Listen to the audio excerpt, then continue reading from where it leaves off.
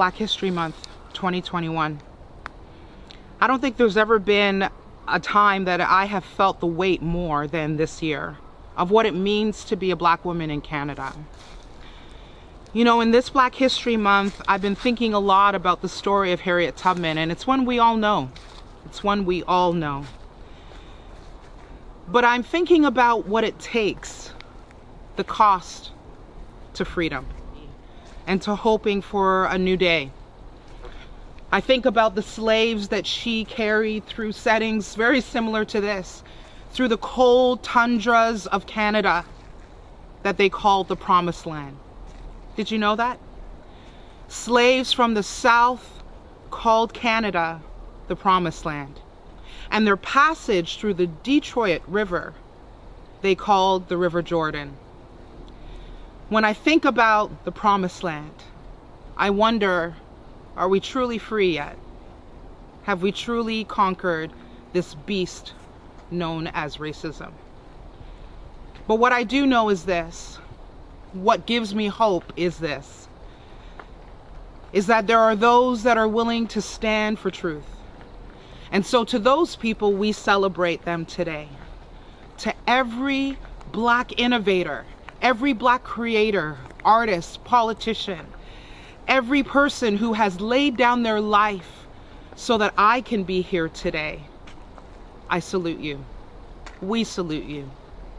I'm mindful of the bravery it took for Harriet Tubman, so moved by the Spirit of God. She was a God-fearing woman.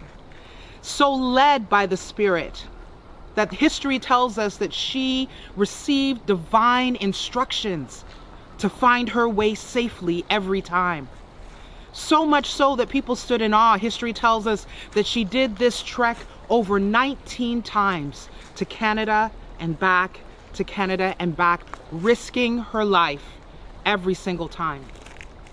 Araminta Ross, daughter of slaves, forever known as Harriet Tubman, a brave soldier of truth and freedom and justice. But what I love about this story of Harriet Tubman, particularly here in Canada, is that waiting on these shores were people who were also brave. The Quakers, who were compelled by their faith, motivated with the notion that slavery was immoral, was wrong, that they also too were brave, willing to risk their lives, to be abolitionists, to provide safe harbor, to go against the law and house and free hundreds to thousands of slaves here in Canada. I'm mindful of a woman named Jane Wall, who was one of the fiercest allies that every slave knew. And she had a safe harbor, acres and acres of land that she dedicated to the housing, feeding, restoration, rehabilitation of slaves, and giving them a new life here in this land. That's what it's going to take. It's a time for allyship. You see, it takes bravery to speak to racial injustice. It takes bravery to address it. It takes bravery to do the work of it. But it also takes bravery to listen to the history and the stories of racial injustice.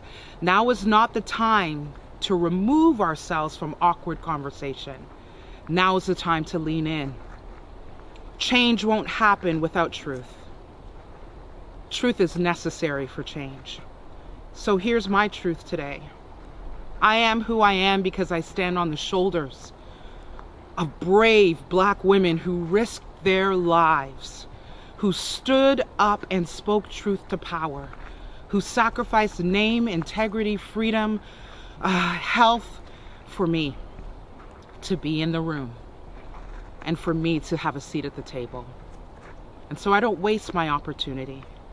And so here at See Hear Love, we recognize every Black Canadian and every Black American that has contributed to history, to society, to building a better world, that has lent their gifts, their talents, their heart, their passion, their very lives to making this world the incredible place that it is.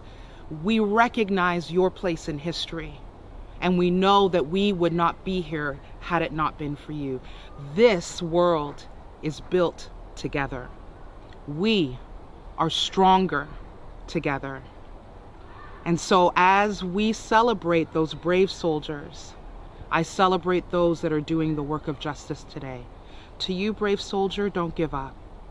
Don't throw in the towel. Let's shatter anti-Black racism. And it starts with us. It starts now. Happy Black History Month on behalf of myself, Melinda Estabrooks, and the entire See Hear Love team.